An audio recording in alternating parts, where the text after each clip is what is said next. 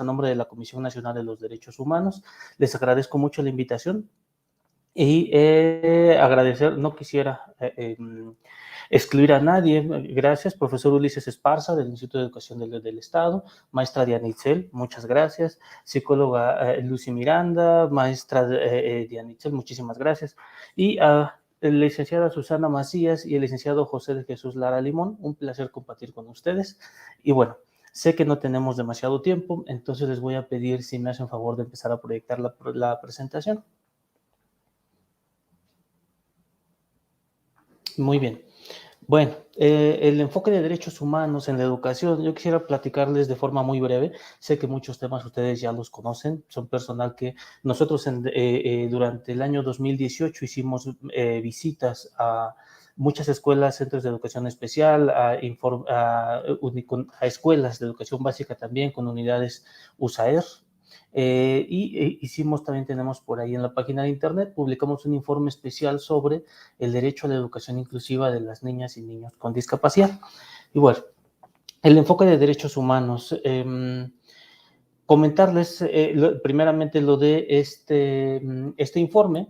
Uno de los hallazgos relevantes básicamente fue la necesidad de los padres y del personal de las propias escuelas de conocer el tema de los derechos humanos. Si no conocemos el tema, no podemos exigirlo. Comentarles que, muy brevemente, el Estado mexicano tiene obligaciones cuando una autoridad vulnera los derechos de las personas, tiene un agravante mayor cuando el Estado vulnera esos derechos, porque el gobierno fundamentalmente está para procurar, para proteger, para tutelar los derechos de las personas. Entonces, pues comentarles, todos los servidores públicos contamos con un nivel de poder, básicamente, que ponemos al servicio de la ciudadanía, y tenemos que ser conscientes de que no debemos excedernos en ese poder, en el que nos confiere el Estado a través del cargo público. Los derechos humanos, como categoría jurídica, muy brevemente, protegen a los ciudadanos de esos abusos del poder, que se pueden dar desde un policía, se pueden dar desde un médico, un profesor, etcétera, ¿no? Entonces, como autoridades, tenemos esas obligaciones, la de respetar, proteger y realizar los derechos. Es decir, necesitamos, por ejemplo, en el caso de los niños, no interferir, es la obligación de respetar. El Estado no puede interferir en el desarrollo de los niños. No podemos agredir a los niños de ninguna manera. Evidentemente, tenemos que tener en cuenta que son personas, ¿de acuerdo? La obligación de proteger, tenemos que privilegiar siempre el interés superior del niño. Por ejemplo, si los papás se están divorciando, pues la autoridad debe proteger fundamentalmente al niño, al pequeño. La escuela es un recinto de protección y es un recinto de potencialización de las capacidades y de las habilidades. Lo que hagamos en la escuela deberá también permear a los hogares, permear a las casas, a través de los trabajos con los niños, fundamentalmente, pero también con los padres. Y por último, la obligación de realizar el derecho. El Estado tiene la obligación, nunca mejor dicho, de formar habilidades para la vida, para los niños, para una vida digna, para una vida libre, en una sociedad libre. Para una persona con discapacidad en libertad, quiere decir, la libertad para una persona con discapacidad es la autonomía y la independencia, con dignidad. ¿De acuerdo? Esa es la parte central de los derechos humanos, es lo que tenemos que hacer como servidores públicos. Esto incluye no solamente prohibir la discriminación en los entornos educativos, promover que no exista, como muy bien lo decía la maestra Diana, trabajar de que exista igualdad y que no exista discriminación, pero además el Estado tiene la obligación de tomar las medidas hasta el máximo de los recursos disponibles para garantizar esta igualdad para todas las personas. Entonces el Estado está dentro del marco de estas obligaciones y no podemos excluirnos nosotros como docentes, como autoridades, como servidores públicos. Se me ponen la que sigue, por favor. Los derechos humanos. ¿Qué son los derechos humanos? Bueno, son facultades, son libertades, son posibilidades de hacer o de no hacer, son prerrogativas legales, universales, inherentes a la naturaleza humana. Están inspirados en estos valores de dignidad, de justicia, de igualdad, de libertad. Esto es fundamental cuando trabajamos con personas como servidores públicos, ¿no? Tenemos estos principios de los derechos humanos, la universalidad, la interdependencia, la indivisibilidad, la progresividad. ¿Qué significan? Son universales porque nos corresponden a todos, son interdependientes porque están relacionados, están concatenados. Cuando nosotros limitamos el ejercicio de un derecho, como por ejemplo el derecho a la educación, no nada más estamos limitando el derecho a la educación, estamos limitando el derecho al trabajo, el derecho a una vida digna, el derecho a la participación política plena y capaz de nuestras posibilidades, ¿de acuerdo? Estamos limitando también el derecho a la salud, cuando una persona no tiene acceso a una derechohabiencia que le permite tener estos satisfactores de salud, por no tener un trabajo formal, por ejemplo. Es decir, cuando limitamos el derecho a la salud, estamos limitando toda una gama de otros derechos. La violación de un derecho expone y pone en riesgo a otros derechos. Entonces, la obligación del Estado es garantizar la esfera total de protección del derecho. Para eso, precisamente, las acciones vinculadas entre las instituciones, llámese DIF, llámese Secretaría del Trabajo, llámese, sobre todo, articuladas desde la Secretaría de Educación Pública. Ahora bien, en el año 2011 vivimos en el sistema jurídico mexicano una reforma en materia de derechos humanos. ¿Por qué hablamos de esta reforma en materia de derechos humanos? En realidad vino a cambiar la concepción de cómo se deben de entender las obligaciones del Estado respecto a los ciudadanos. ¿Por qué hablamos de la reforma? Porque la educación es un bien público y porque es un bien jurídico tutelado por el Estado. Por lo tanto, el Estado es el que está obligado a promover, proteger y sobre todo garantizar. Este es el modelo de derechos humanos de las personas con discapacidad desde el Estado, ¿no? ¿A través de quién vamos a ser garante este derecho? Bueno, pues a través de las instancias educativas, del sistema educativo nacional, desde el nivel más alto hasta el nivel más, hasta el menor nivel, es decir, incluso la educación superior, las universidades, todos como autoridades estamos obligados a garantizar este derecho. De esta forma, pues la gestión pública, me refiero a toda la administración pública, todas las autoridades están obligadas, estamos obligados a llevar a cabo las acciones que sean necesarias para cumplir con todo lo que está plasmado en los tratados internacionales. Ahora bien, si me ponen la que sigue, por favor, esos son los derechos humanos. La Convención sobre los Derechos de las Personas con Discapacidad. Estoy seguro que ya conocen la convención. En realidad, no es mi intención reparar mucho en esto, pero sí comentarles que ya la Convención sobre Derechos de Personas con Discapacidad de Naciones Unidas, que se firmó en el año 2006, ya forma parte del bloque de convencionalidad. ¿Qué significa esto? Que ya es obligatorio en México, forma parte de nuestra Constitución, está en el nivel más alto. En ese sentido, la convención que nos dice entre otras cosas que ya no podemos ver más a las personas con discapacidad como objetos de asistencia exclusivamente, o más aún como personas enfermas, como bien lo comentaba la maestra Diana, sino como personas sujetos de derechos.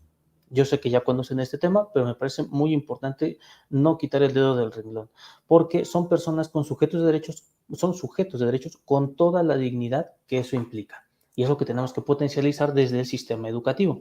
Lo relevante de este gran cambio que representa la entrada en vigor de la convención es que apunta, dignifica a las personas con discapacidad. Apunta hacia su protección, hacia su empoderamiento, a generar su autonomía e independencia. Una persona con discapacidad, usualmente les comento, únicamente es libre en la medida en la que puede tomar sus propias decisiones. Si me ponen la que sigue, por favor. Es decir, en la medida en la que una persona pueda tomar sus propias decisiones, es en la medida en la que puede ejercer su derecho a vivir en una vida plena, a tener participación plena y efectiva en la sociedad, a desarrollar todos los otros derechos. El artículo 4 de la Convención nos habla de las obligaciones del Estado. No quiero que esto sea un tema demasiado jurídico, pero sí me parece muy importante que conozcamos estos referentes, ¿no?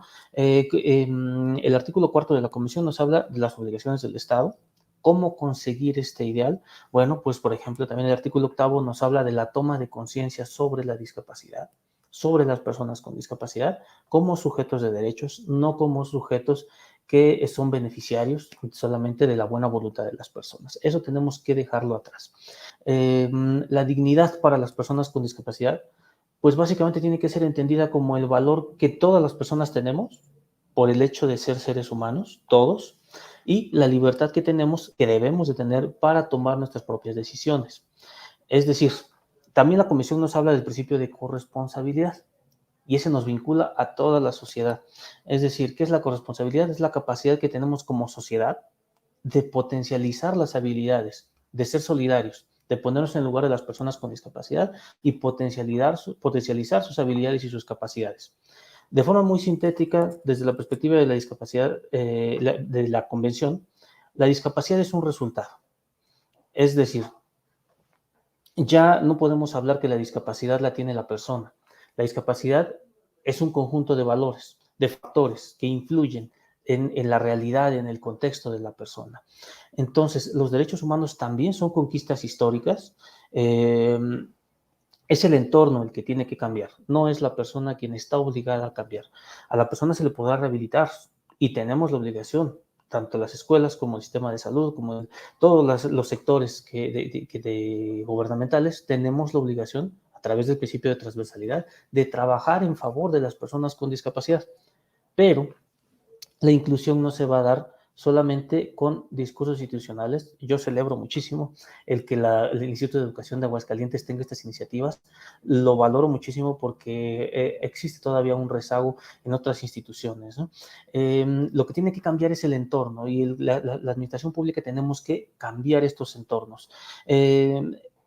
Este concepto, este paradigma de la discapacidad que está plasmado en la Convención, deviene de esta lucha colectiva, de todos estos movimientos de vida independiente que conquistaron derechos. Los derechos también son en sí mismos conquistas históricas que se materializaron en los sistemas jurídicos, son luchas que se positivizaron, es decir, el Estado ya reconoció esos derechos y evidentemente asume la protección de esos derechos. Ya no más ver a las personas con discapacidad como beneficiarios de asistencia o de la buena voluntad, ya no deben ser objeto tampoco de nuestras decisiones, debemos potencializar sus propias decisiones. Las personas con discapacidad deben estar en el centro de todos los asuntos que les conciernen. Y hablo en lo individual, en lo familiar, así como a nivel macro. Ninguna ley, ninguna política tendrá que estar ya autorizada, aprobada por las personas sin discapacidad. Tenemos que ir juntos y quien decide en primera instancia y en última instancia son las personas con discapacidad, en lo pequeño y en lo general. ¿De acuerdo? Son las personas con discapacidad quienes deben decidir. ¿Me ponen la que sigue, por favor? ¿Quién es una persona con discapacidad? Bueno, pues esto es lo que nos dice la Convención. Una persona que tiene deficiencias físicas, mentales, intelectuales o sensoriales de largo plazo, pero que interactúan con barreras. ¿De acuerdo? Esas barreras impiden la participación. Tenemos que eliminar estos impedimentos, estas barreras. Entonces, la obligación del Estado es esa, remover esas barreras, sobre todo poniendo como asunto prioritario, dentro de los grupos prioritarios de atención, a las personas en condición de vulnerabilidad, como son las personas con discapacidad. La idea aquí es muy sencilla, ya no es la persona la que presenta discapacidad, la discapacidad es la manifestación de una limitación, sí, pero que se encuentra con barreras en el entorno y estas son las que debemos eliminar. Me ponen la que sigue, por favor. Las barreras de aprendizaje y la participación. La educación inclusiva, esto es lo que nos dice la Convención. Y lo pongo a manera de marco general, porque quienes conocen el tema de la educación inclusiva fundamentalmente son los docentes, son las autoridades que conocen, los que viven todos los días con los niños con alguna necesidad o requerimiento de apoyo específico, que tienen necesidad de apoyo de remover barreras de aprendizaje y participación y que son quienes trabajan con los papás, con las familias. En este abordaje que nosotros hicimos en el año 2018 sobre educación en las escuelas, en los camps y en los USAERs, fuimos a 8 estados de la República y nos encontramos con muchas cosas. Hay necesidades, sí, sabemos que los profesores trabajan con lo que pueden y con lo que tienen. En realidad yo valoro muchísimo el trabajo de los docentes porque sí, en realidad son quienes mantienen las instituciones educativas y me refiero a los servicios que están dirigidos a garantizar el derecho a la educación. Respecto a la educación inclusiva, bueno, la eliminación de las barreras para el aprendizaje. Como ya mencionaba, la educación es un bien público y es un bien jurídico que está tutelado por el Estado. Es decir, es el Estado el que está obligado a diseñar e implementar todas las normas, los mecanismos para garantizar, para hacer reales estos derechos. ¿Qué nos plantea la Convención en materia de educación? Bueno, entre otras cosas, nos plantea el tránsito de la educación especial a o segregada, como se le considera actualmente a nivel internacional, a una educación que integre, pero más allá que incluya a los alumnos. que incluya a las niñas, niños y adolescentes. Esto lo sabemos, estoy consciente de que los profesores, los docentes y las autoridades de educación especial en México lo conocen perfectamente, pero esta inclusión debe darse sobre la base de la igualdad y la no discriminación. Es decir, sin hacer diferencias que menoscaben, que perjudiquen los derechos de las personas. Tenemos la obligación, como ustedes saben, de brindar la accesibilidad necesaria, los ajustes razonables, los ajustes a la currícula escolar, las adaptaciones de diversos tipos para que la igualdad sea real, no para que quede en el discurso, no únicamente en el discurso. No basta, les comentaba, y no digo que sea el caso del Instituto de Aguascalientes, la verdad es que yo celebro muchísimo este tipo de iniciativas, pero no basta enunciar en un discurso, en otras instituciones lo hemos visto, un discurso institucional de temas de inclusión y no discriminación. A veces hacen alusión a normas, les preguntamos cómo garantizan la inclusión laboral, por ejemplo, para una persona con discapacidad, y nos indican, nos contestan las instituciones. Garantizamos a través porque está garantizado en el artículo tal de la Constitución. Sí, está garantizado ahí, pero eso no significa que sea real. Necesitamos el mecanismo. Necesitamos que se den paso a través de las acciones pensadas y prospectadas a entornos libres de discriminación. ¿Y cómo lo tenemos que hacer? Trabajando de forma muy estrecha con los padres, de forma interdisciplinaria, dando la mayor cantidad de herramientas a los alumnos para generar convivencias benéficas para el desarrollo dentro del marco de la diferencia. La educación es un derecho habilitador y es un derecho habilitador porque es clave para acceder a otros derechos. El derecho al trabajo, el derecho a la seguridad social, a la vida independiente, al desarrollo en la comunidad, por mencionar algunos. De todo esto nos habla la Convención en su artículo 24. La educación debe darse sin discriminación. Nos habla también de la generación de habilidades para el desarrollo, para habilidades para la vida. Es decir, la educación no termina cuando el niño sale de la escuela. Lo que tenemos que hacer es, como ustedes saben, generar las posibilidades, las capacidades para que el joven, el niño, vaya a sí mismo generándose en su vida la posibilidad de acceder a una vida digna, a una vida dentro de una sociedad libre, una vida donde la persona pueda decidir. Nos encontramos en este abordaje que hicimos, y ya muy brevemente les platico, en este abordaje que hicimos nos encontramos con que vemos a los padres de familia un tanto cansados. Ustedes saben mejor que nadie, los papás llegan ya con un cansancio al principio, y es lo general, en lo general lo que encontramos, llegan con expectativas altas que se van agotando cuando viene un pequeño con necesidades para el aprendizaje y la participación, de eliminación de barreras para el aprendizaje y la participación. Llegan a la escuela, los padres empiezan a generar altas expectativas y tratan de dar todas las posibilidades para que el niño se desarrolle, y los padres se van cansando.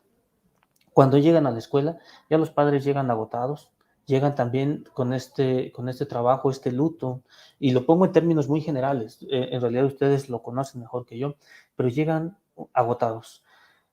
Y muchas veces el mismo sistema no provee las herramientas para que se pueda dar las mejores opciones al joven, hablando institucionalmente, porque les digo, sabemos que trabajan con lo que pueden y con lo que tienen, pero sí es necesario que nosotros como parte del Estado trabajemos muy de cerca con las familias, muy de cerca con los padres, que armemos equipos interdisciplinarios, trabajadores sociales, psicólogos que apoyen, que gestionen, que las propias personas, los propios padres encuentren una motivación para que se incluya al propio niño. A veces las propias barreras las presentamos las familias, sobre todo las instituciones, esas son las que no podemos permitirlo de ninguna forma, pero también el Estado está para generar las condiciones, y parte de generar esas condiciones es potencializar las capacidades de las familias. ¿De acuerdo? No podemos hacer todo, yo estoy de acuerdo, pero sí avanzar en lo que más podamos. ¿Me ponen la que sigue, por favor? Ya para finalizar, bueno, un poco de la comisión, ya platicamos esta parte. Si me ponen la última, por favor. ¿Cómo conseguir la inclusión plena? Manteniendo básicamente la atención a los detalles. Hay que ofrecer respuestas educativas apropiadas. Sé que ustedes lo hacen, pero sobre todo hay que centrarnos en los resultados. ¿Para qué queremos que una persona con necesidad de eliminación de barreras para el aprendizaje y la participación, para qué necesitamos que estudie geometría analítica, por ejemplo? Lo que necesitamos es que una persona pueda desarrollarse en un entorno inclusivo con las demás personas. Entonces, que necesitamos generar esas capacidades y esas habilidades sociales, humanas, de convivencia. Esa convivencia debe ser integral, debe ser inclusiva, y el Estado tiene que asumir toda su responsabilidad en ese sentido. Es la generación de aptitudes y habilidades para la vida en comunidad, para la vida independiente, ¿de acuerdo? Entonces el sistema educativo debe desarrollar esas estrategias. Los retos, sabemos que no vamos a eliminar la educación especial de un día para otro, tenemos que ir haciéndola cada vez más integradora. Yo considero que si esto se hiciera, si se eliminara la educación especial, dejamos desamparados a todos los niños que están, a todos los alumnos. Y eso no lo podemos permitir. Tenemos que empezar a generar esos puentes para que la educación sea cada vez más inclusiva, y yo celebro y valoro mucho lo que hacen en los centros de educación especial, en las unidades, en las escuelas que tienen USAER, y tenemos que enfocarnos también en los entornos comunitarios. Yo lo dejaría hasta aquí. Les agradezco muchísimo su atención. Yo me siento muy afortunado de este tipo de invitaciones, porque me permite conocerlos, trabajar con ustedes, y pues siéntanse libres de, por favor, si tienen alguna duda, alguna orientación que requieran en materia de derechos humanos, ahí están mis datos. Estamos a sus órdenes en la Comisión Nacional, y muchísimas gracias.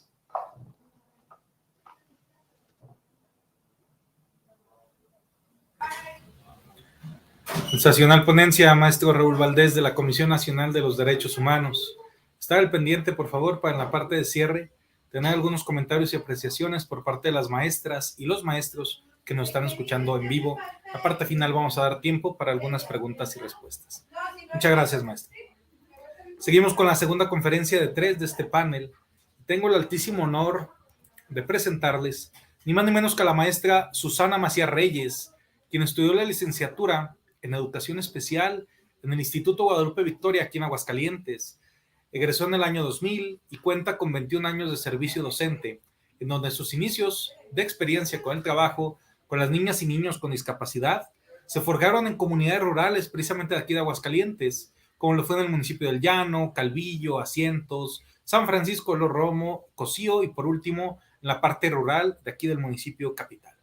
Actualmente es directora del Centro de Atención Múltiple CAM número 7, que lidera con mucho orgullo y dedicación.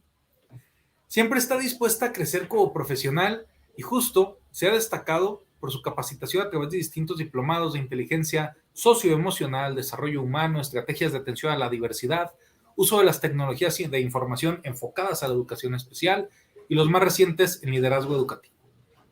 La maestra Susi piensa que no existe mejor preparación profesional que el amor y el compromiso para con sus alumnos con la discapacidad. El día de hoy son precisamente ellos los que le han enseñado a tener la mejor versión de sí misma.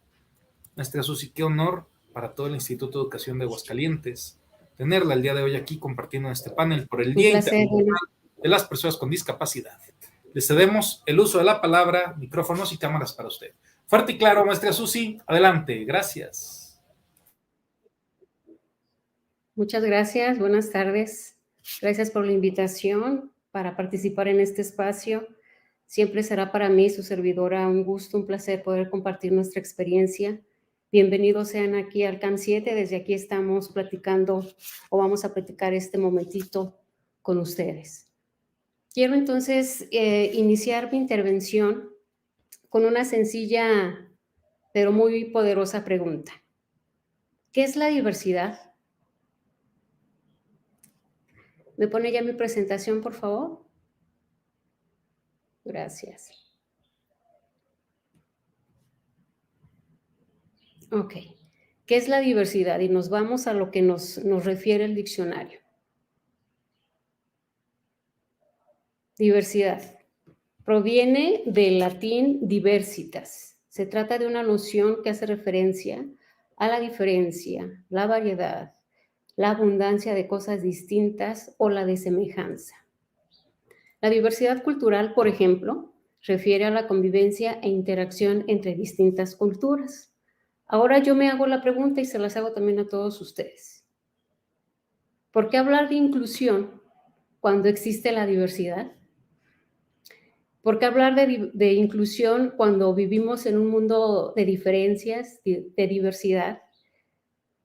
Es momento, aprovechemos este espacio, este día, el de mañana, y yo creo que todos los días, para hacernos esta pregunta. Quien quiera compartirnos sus opiniones, sus respuestas, están ahí abierto el chat, me gustaría saber y conocer su opinión. Va a haber un espacio de preguntas, de respuestas, y yo creo que sería lo oportuno donde podamos compartir puntos de vista y opiniones. Siguiente, por favor. Hablemos entonces de inclusión, que para eso nos invitaron el día de hoy. ¿Qué es la inclusión? ¿A quién en sus diferencias tenemos que incluir? Bueno, pues la inclusión de personas con discapacidad significa entender la relación entre la manera en que las personas funcionen y cómo participan en la sociedad, así como garantizar que todas tengan las mismas oportunidades de participar en todos los aspectos de la vida al máximo de sus capacidades y de sus deseos. Siguiente, por favor. ¿Y cómo podemos garantizar esta inclusión funcional? Pues a través de la eliminación de las barreras para el aprendizaje y la participación, realizando ajustes razonables que nos permitan y que les permitan a nuestros alumnos con discapacidad convivir en ambientes normalizadores. Suena sencillo, ¿verdad? Hacer estos dos pasos a través de la eliminación de barreras y a través de la realización de ajustes razonables. No debería de ser difícil. Y lo digo en la mera idea de no debe ser difícil convivir con la diversidad porque somos parte de ella. Más sin en cambio tenemos aún un camino muy largo por recorrer. Ya no nos decían ahorita sobre el enfoque de derechos humanos. No dejemos en el discurso lo importante de la inclusión solamente en el artículo, en la teoría, sino que hagamos viva esa inclusión, hagámoslo en acciones. Nosotros somos un medio para hacerlo como servicio, entonces los insto a que hagamos ese trabajo realmente con acciones, no solamente con el mero discurso. Se agradece, pero cuando hay acciones se agradece más. Siguiente, por favor.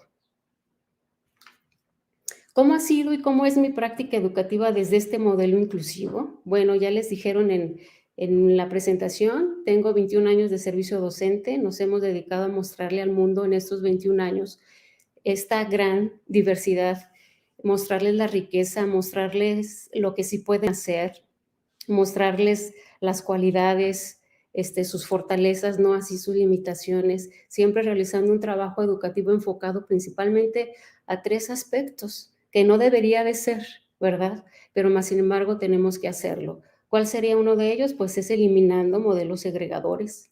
Otra sería fomentando la aceptación y el respeto a las diferencias, en donde el rechazo y la exclusión no predomine. El día que aprendamos a convivir con la diversidad, no habrá necesidad de hablar de inclusión.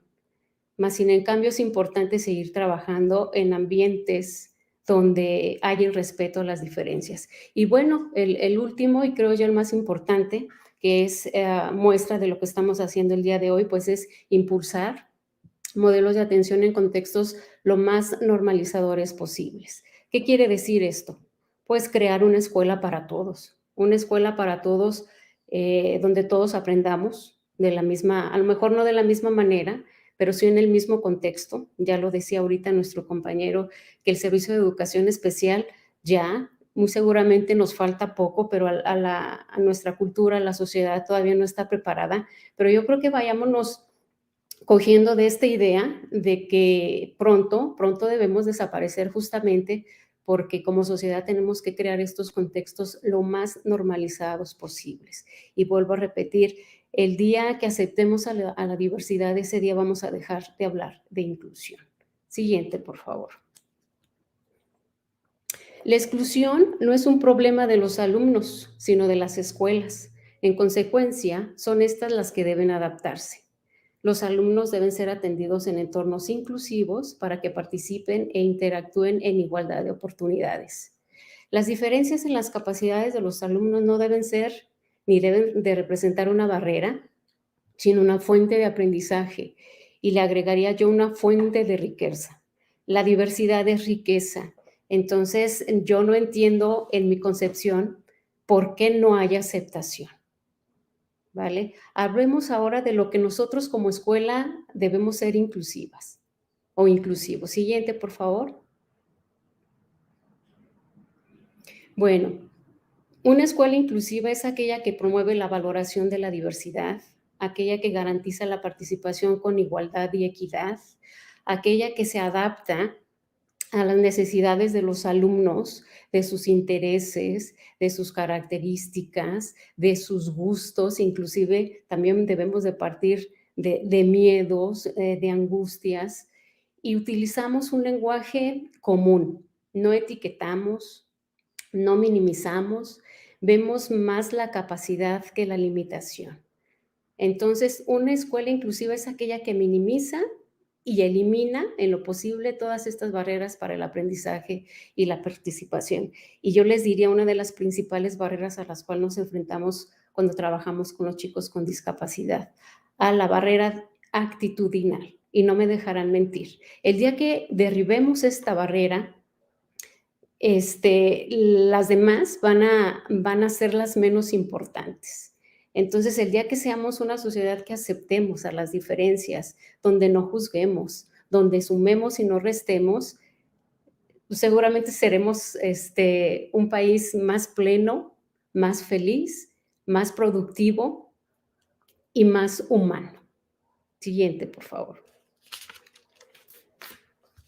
Pues bueno, dejemos de hablar un poquitito de lo que es lo teórico y vayamos a lo vivencial, a cómo hemos ido en estos años practicado o dentro de nuestra experiencia, cómo hemos hecho prácticas inclusivas, porque lamentablemente a veces aunque trabajemos en educación especial pareciera que no somos parte de, porque no nos ponemos la camisa como debe de ser.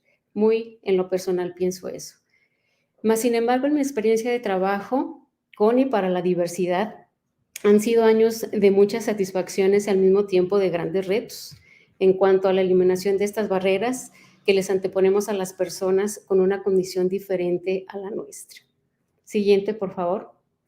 Les quiero platicar. Bueno, trabajé 17 años como maestra de apoyo para la integración, ahora inclusión. En aquel tiempo nos conformábamos con integrar a nuestros chicos con discapacidad a la escuela regular. Pensábamos que el hecho de que convivieran en ambientes regulares, eso les iba a dar por añadidura los aprendizajes, las habilidades, más sin en cambio, afortunadamente nos dimos cuenta que no era suficiente. Pasamos entonces a un modelo de inclusión, donde la inclusión nos exige derribar este tipo de barreras y de crear contextos lo más normalizados posibles, ¿sale? Porque aún en la condición de discapacidad, si el contexto no me brinda lo que yo necesito, en mi condición única de discapacidad, no voy a poder avanzar. Siguiente, por favor. Quiero comentarles el caso de Israel. Israel es un chico que aparece aquí en la fotito, este chaparrito. Es un chico que nos llegó leyendo y escribiendo a la primaria, primer año. Es un chico con autismo. Me pueden decir ustedes, bueno, entonces, ¿qué le enseñaste? Si ya sabía leer y escribir. Pues le enseñamos lo que para nosotros como educación especial es súper importante, el desarrollo de habilidades, y en él eran las adaptativas. Para él sí le costó mucho adaptarse a las normas de una escuela regular, porque si ustedes saben, aunque son muy funcionales los chicos autistas, cuando no tienen estos parámetros de estructura, les cuesta. Pero bueno, fue un reto que se logró con grandes resultados. Él logra casi al final del ciclo escolar integrarse toda la jornada escolar a la escuela. Logró convivir a la hora de recreo con sus compañeros, logró participar en actividades de educación física. Ahorita lo que les comento quizás para la generalidad pueden ser cosas muy simples, pero para nosotros en Israel fue algo súper importante, porque aún en su condición de autista logró acceder al contexto normal, quiero decirlo así, que se le exigía. Y muchas veces queremos hacer eso, llevar a los chicos con discapacidad al contexto que a nosotros mejor se nos acomoda y no al contrario. Aquí está Juan Pablo y Jacob, dos chaparritos con síndrome Down. Uno estaba en tercer año de primaria, otro en primero. Recuerdo que cuando etiqueté esta foto, yo ponía la leyenda de que se preguntaba Juan Pablo, ¿ahora qué voy a hacer con este compañero? ¿Ahora qué le voy a enseñar? Y ciertamente, si hablamos de par a par, pues a lo mejor quiero pensar que no le iba a enseñar mucho, pero más sin embargo estos 2 chaparros en estar en escuela regular, pues iban a aprender mucho de sus pares, de su edad, de sus intereses, de sus costumbres, a convivir. Y ese es el fin último que también buscamos nosotros como educación especial o como inclusión, es inclusión social, ¿vale? Siguiente, por favor. Siguiente. Aquí quiero platicarles una experiencia que viví en la escuela Vicenta Trujillo, que está en la comunidad del Puertecito de la Virgen, que afortunadamente fue y es una escuela inclusiva. Y recuerdo cuando llegó una nueva directora que me preguntaba, oye, maestra Susi, ¿cómo le hiciste para que en esta escuela todos los chicos traten de igual manera a Juan Iván, a Rubén, a Felipe, son los chicos de las fotos, a Florecita, a Lupita? ¿Cómo le hiciste? ¿Qué estrategia utilizaste? Porque de la escuela que yo vengo, de las que yo he estado anteriormente, cuesta mucho, los relegan, los excluyen, sus jornadas no son las mismas que los demás compañeros. ¿Qué estrategia tú utilizaste? Y se van a sorprender de la estrategia que yo utilicé, compañeras y compañeros. ¿Qué creen que le contesté? Pues le dije, pues ninguna, porque cuando estás en una escuela que está acostumbrada a la inclusión, a respetar la diversidad, a respetar las diferencias, lo demás no cuesta. Entonces, era una escuela muy acostumbrada desde sus inicios a tener a chicos con discapacidad. Entonces, qué bueno que llegáramos a este punto como sociedad donde de veras no tengamos que implementar estrategias innovadoras para fomentar la inclusión. Ojalá y muy pronto yo pueda ver una sociedad realmente corresponsable con la inclusión, con la diversidad, donde convivamos de manera sana, pacífica, respetando nuestras diferencias y amando también esas diferencias. Ojalá mis ojos lo puedan ver. Y mientras no lo puedan ver, pues voy a trabajar. Siguiente, por favor. Rubén y Felipe eran los chaparritos que estaban con anterioridad. Cuando yo estuve allí en el Puertecito de la Virgen, atendí lo que era preescolar, primaria y secundaria. Lo dijo el maestro Ulises, falta personal, nos falta gente. Y en esta optimización de recursos, pues no damos la atención que necesitamos a nuestros chicos con discapacidad. Una sola maestra de apoyo, que era yo, atendía, les vuelvo a repetir, preescolar, primaria y secundaria. Afortunadamente, en estos 3 niveles, en esta comunidad, abundaba la discapacidad, ¿sí? Pero más sin en cambio, eso le sumaba muchísimo, muchísimo a cada una de las instituciones. Yo hago una invitación a nuestra autoridad que realmente amplíe la cobertura. Yo escuchaba a la maestra Diana que estamos en un 52% de atención a lo que es el 100% de la educación básica en atención de los servicios de educación especial. Tenemos un 48% de escuelas desatendidas, donde seguramente hay chicos con discapacidad, donde los maestros, donde los padres de familia seguramente requieren este acompañamiento, ¿vale? Entonces, es una gran tarea que nos queda, maestro Ulises, junto con la maestra Diana, junto con todas estas políticas que necesitamos impulsar. Siguiente, por favor. Bueno, yo les diría que la mejor estrategia de inclusión es la misma inclusión, y para muestra la experiencia que les platicaba que viví yo en la escuela Vicenta Trujillo, a la cual yo le mando saludos. Hay gente que quiero mucho, de papás, de alumnos, que afortunadamente tengo todavía el contacto de ellos. Estos son 3 enanos que ya se convirtieron en 3 jóvenes, todavía no muy adultos, pero que los vi en el cine, y verlos así, yo creo que es la mayor satisfacción para nosotros como maestros, como maestras, como directivos, como supervisores, ver a nuestra inclusión funcional, ¿sí? Que sean funcionales, que realmente aquí veamos que educamos para la vida, porque con nuestros chicos con este tipo de condiciones no podemos tener estas altas expectativas de que sean los futuros médicos ni los futuros arquitectos, pero sí esas futuras personas responsables y respetadas ante la sociedad. Entonces, verlos crecer e incluirse plenamente es mi mayor satisfacción y debe ser el mayor logro y objetivo de nosotros como servicio inclusivo. Siguiente, porfa. Vale, les voy a platicar otra experiencia de práctica inclusiva, que es lo que me toca a mí. Ya es llevar toda esa parte teórica a la práctica. Quiero platicarles justamente de Juan Iván, que es ese jovencito que está ahí entre nosotros, entre las tres mujeres. ¿Cómo llegó Juan Iván a nuestra escuela? Juan Iván es un chico invidente, ciego, que estudió hasta tercer año, si no mal recuerdo, en el CAM de la Borja. Le piden o la mamá solicita que se incluya una escuela regular. Cuando él llega a nuestra escuela, que fue la Vicenta Trujillo, que es de la cual les estoy platicando, no me la van a creer y no es exageración, pero llegó de ser rechazado de 5 escuelas. Él vive en la Constitución y seguramente quien conoce la Constitución, la colonia, ha de saber que hay diferentes escuelas.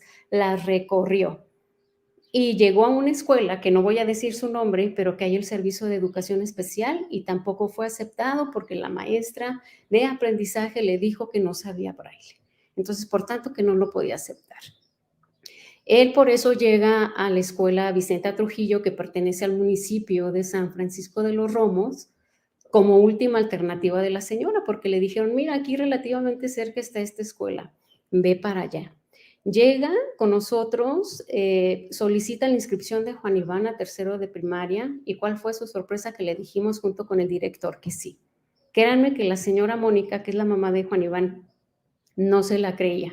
Y casi, no es exageración, pero casi nos quería besar las manos en gratitud por recibirle a su hijo, a lo cual yo le dije, señora, no tiene que agradecer, qué bueno que buscó y tocó puertas, pero qué malo que no denunció esas escuelas que le rechazaron y que no le permitieron ejercer su derecho a la educación, ¿vale? Entonces es una muestra de que el derecho se queda en la hoja y en la tinta y el papel. Realmente seamos una comunidad y una sociedad que abone a esta inclusión, porque Juan Iván, si no hubiese llegado con nosotros, seguramente no sé qué hubiera pasado con él, me decía la señora en el momento, hace 6, 7, no le estoy hablando de hace 8 años exactamente, decía que ya era la última opción y que seguramente lo iba a regresar al CAM. Siguiente, por favor. Cuando Juan llega a nuestra escuela, Juan Iván vino a enseñarnos muchísimas cosas y yo creo que eso es lo que pasa con nuestros chicos con discapacidad cuando están en nuestras escuelas regulares. No me dejarán mentir las maestras de apoyo, las maestras o el equipo de USAER que trabajan en lo que es el servicio de apoyo en las escuelas regulares, que los chicos con discapacidad vienen a nutrir mucho lo que son las escuelas regulares.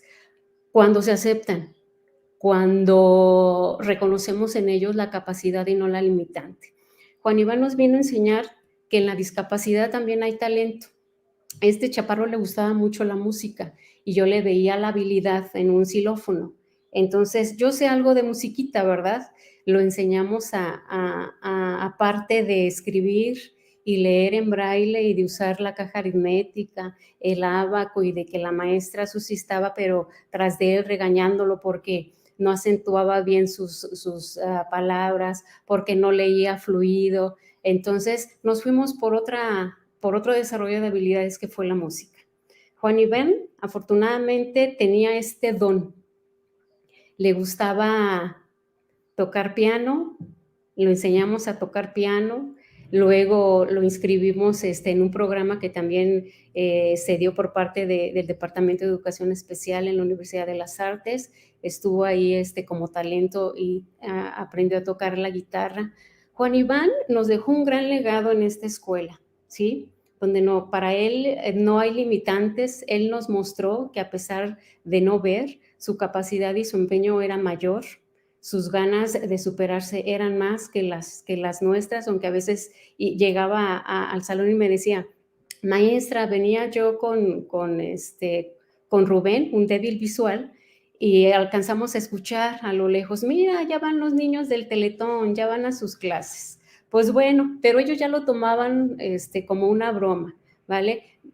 Aunque hayamos sido una escuela inclusiva, siempre hay este tipo de situaciones, pero bueno, afortunadamente ellos ya en su madurez y en su condición de aceptar también su condición de discapacidad, también abona muchísimo a nuestros alumnos, porque a veces subestimamos que no piensan, que no tienen la capacidad de ver su condición, más sin en cambio muchos de nuestros chicos saben la condición de discapacidad que tienen, pero aún así no ven las limitantes que muchos de nosotros vemos al estar completitos. Y quiero leerles a la letra este agradecimiento que él me escribe en braille. Perdón, nos regresamos. Se los quiero leer a la letra, que dice así, se los quiero presumir, porque yo lo tengo ahí enmarcado. Agradecimiento a la maestra Susana Macías Reyes por todo el material que me facilitó, mi teclado con el que tocaba canciones bonitas, por apoyarme para iniciar mi carrera en la música, por su paciencia, entrega y por muchas cosas más. Gracias, maestra. La quiero mucho y la recordaré siempre. Su alumno Juan Iván Valdés Villalobos. Me lo escribió tanto en braille como así.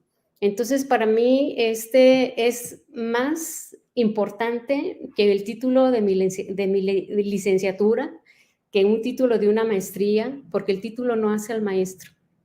Y no subestimo a aquellos que tienen una enorme preparación profesional, no lo subestimo, pero creo que es más importante, como lo decían en lo poquito que leyeron de mi trayectoria, yo creo que el mayor reconocimiento y preparación que tenemos nosotros como docentes de educación especial o como maestros inclusivos es justamente esto, ver nuestro trabajo, nuestro quehacer diario en la vida real, fuera de la escuela. Y Juan Iván ahorita hizo de su afición una profesión.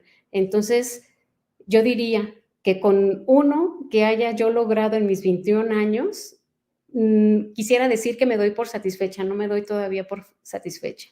Hay mucho que hacer, hay muchos Juan Ivanes que están allá afuera esperando a que alguien como tú, como yo, les dé la oportunidad de crecer, de explotar todas sus capacidades, todas sus habilidades. Ese gusto, a él le gustaba la música, a otro le puede gustar el teatro, a otro le puede aficionar otro tipo no sé, de habilidad, y por ahí podemos darle para que no solamente sea la inclusión social, sino la inclusión laboral. Entonces, es súper importante educar para la vida siempre, que esa sea nuestra misión, por favor. Siguiente.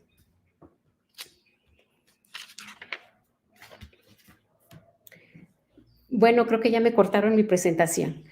Quisiera que... Ok. Bueno, con esto quiero cerrar. Seamos el cambio que ellos necesitan. Tenemos un enorme reto en la atención de nuestros alumnos con discapacidad. Hoy quiero alzar la voz y al mismo tiempo hacerles una invitación a cada uno de ustedes, maestras, maestros de aprendizaje, maestros y maestras de comunicación, psicólogos, psicólogas, directoras, directores, supervisores, supervisoras de educación especial, para que realmente hagamos lo que nos toca como servicio. Les propongo que juntas, sigamos derribando con verdadera vocación estas enormes barreras que viven día a día nuestros niñas, adolescentes y jóvenes de rechazo, de indiferencia, de apatía por su condición única. Seamos verdaderos agentes de cambio. Trabajemos juntos para que sus derechos sean respetados, porque somos iguales como personas, aún en esta enorme condición de diversidad. Siguiente, por favor.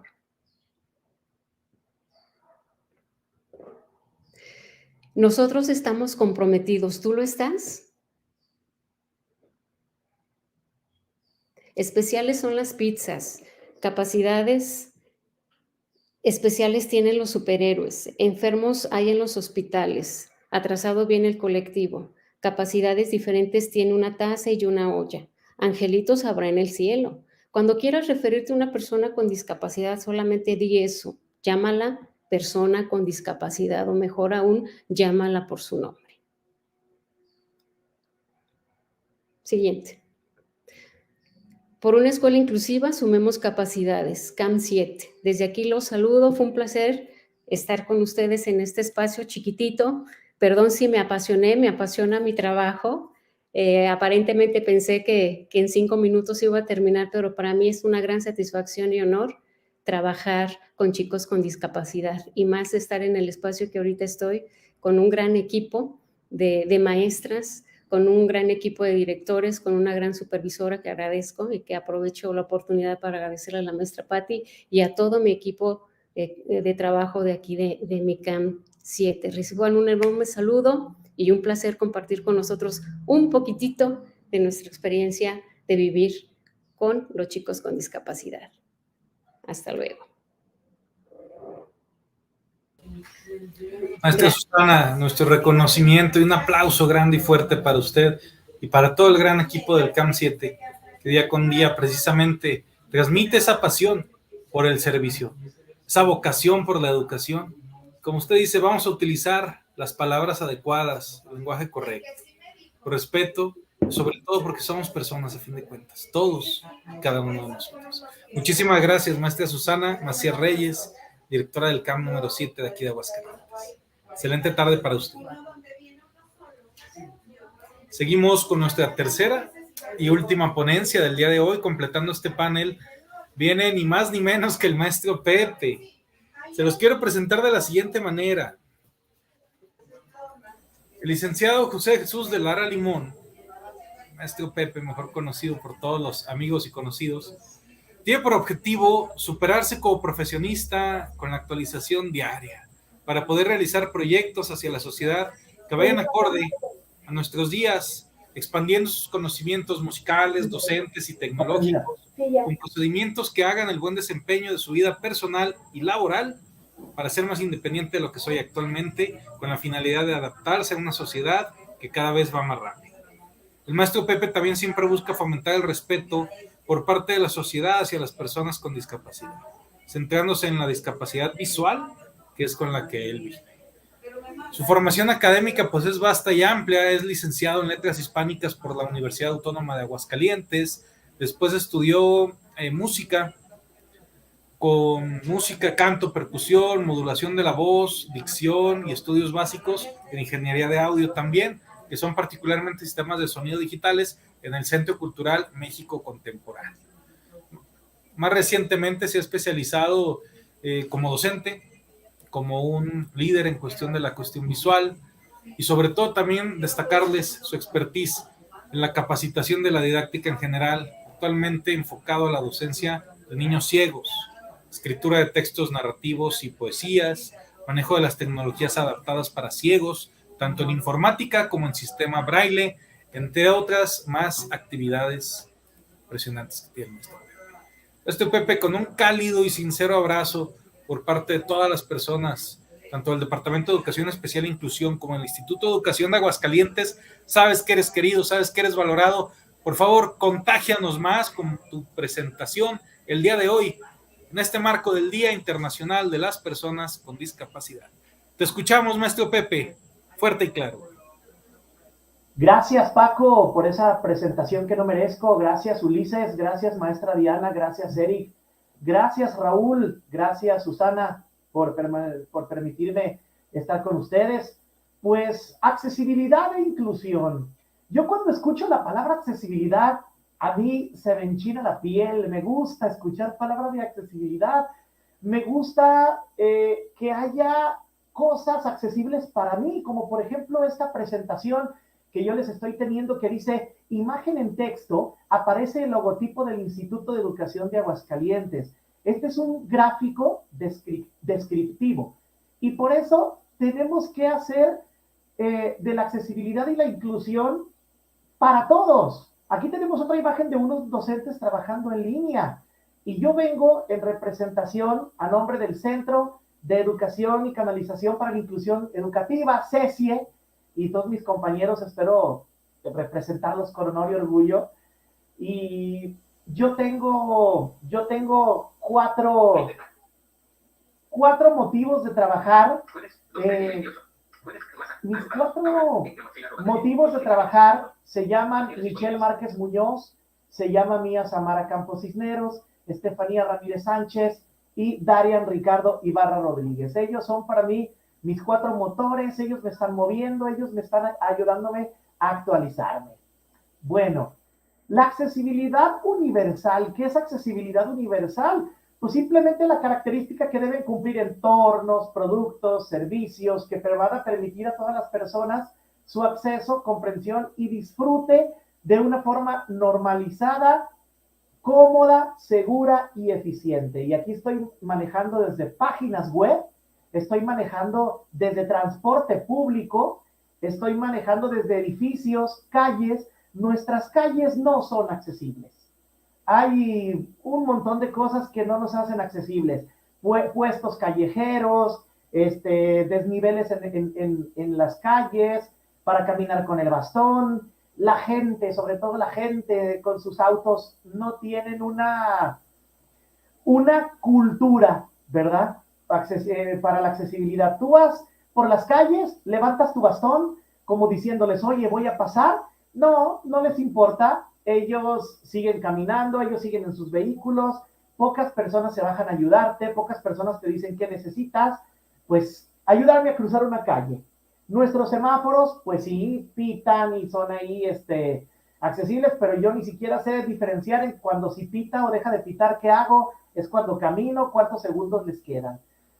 La accesibilidad debe ser sinónimo de calidad y seguridad, no es nada más decir, a ver, ya está aquí accesible porque el semáforo pita y te dice cuánto tiempo te falta para cruzar. No, tiene que ser un sinónimo de accesibilidad y de seguridad. Cuando yo voy por un edificio, el edificio me tiene que proporcionar accesibilidad. El elevador tiene que tener señaléticas para los sordos, para los ciegos, para sillas de ruedas, utilizar sus rampas. El transporte urbano tiene que tener sus rampas. Las personas ciegas con perro guía, vamos a restaurantes, a lugares, no puedes entrar con el perro guía.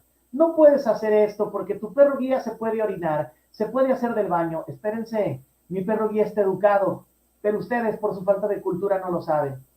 Entonces, eso es lo que hay que hacer con la accesibilidad, ¿sí? La vamos a entender con 3 formas de la actividad humana: comunicación, humanidad, comprensión. ¿Por qué comunicación? Porque los medios de comunicación también nos deben de ser accesibles. Periódicos, no tenemos periódicos accesibles más que uno, y voy a decir su nombre, Página 24. Es el único periódico que es accesible con lectores de voz para los ciegos. Y ahorita les voy a platicar por qué fue accesible. Después, tenemos que hacer la comprensión. Comprensión. ¿Saben qué? No nada más yo vivo en la tierra.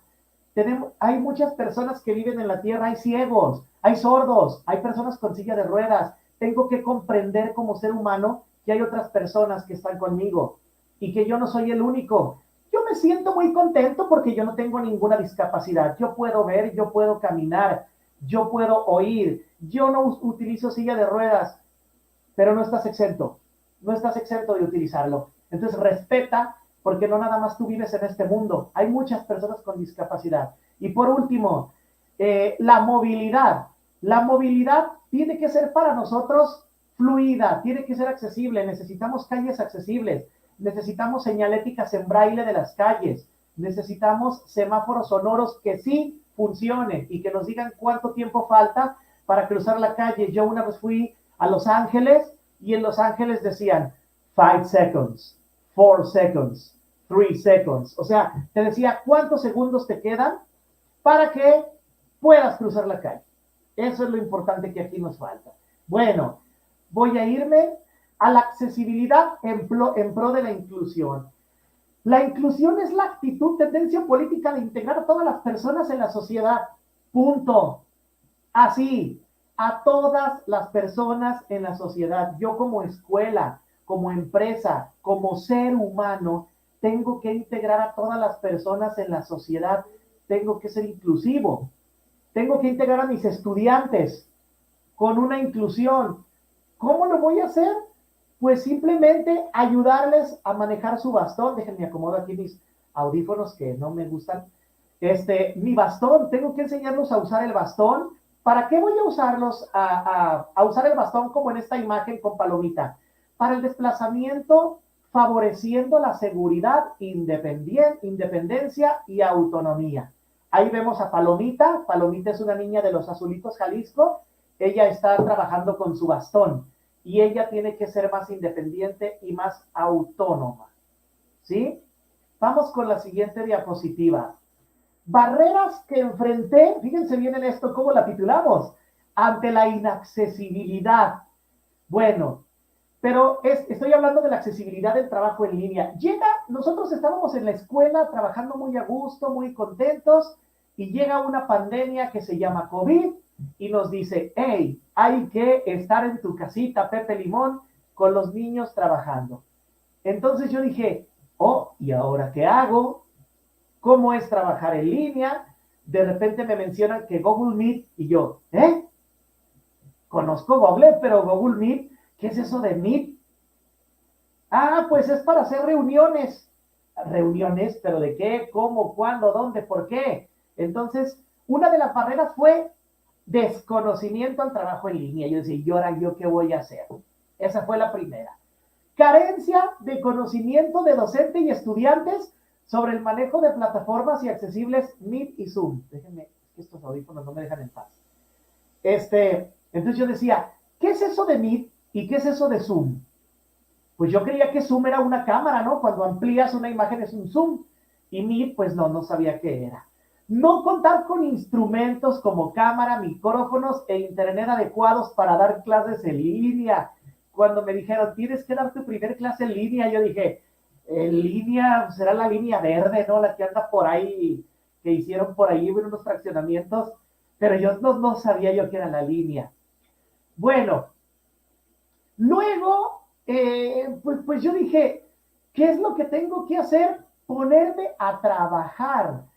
Tenemos que ponerme a trabajar. Google Meet, tuve yo que hacer porque nos capacitaron en Google, pero yo decía, no lo entiendo, no sé cómo es. Que el Jambar, no sé qué es el Jambar. Que Google Play, no sé qué es Google Play. Que Google, no sé, todo eso, ¿no? Entonces yo me tuve que meter a Google Meet, tuve que explorar la plataforma, tuve que explicarle a los niños lo que yo había explorado y tuve que ponerme en comunicación con todos y decirles, chicos, vamos a trabajar en línea, Google Meet hace esto, hace lo otro, y más o menos nos pusimos a trabajar. ¿Y qué apoyos empleé? Pues autocapacitación en la plataforma de Meet. Fíjense bien la palabra, autocapacitación. Yo me autocapacité para meterme a Meet y ver la accesibilidad que tenía para mis niños con lectores de pantalla. Buscar herramientas accesibles en su aplicación como sintetizadores de voz, audios educativos, páginas web, lector de PDF y iBook. Y con esto yo me puse con los niños a trabajar.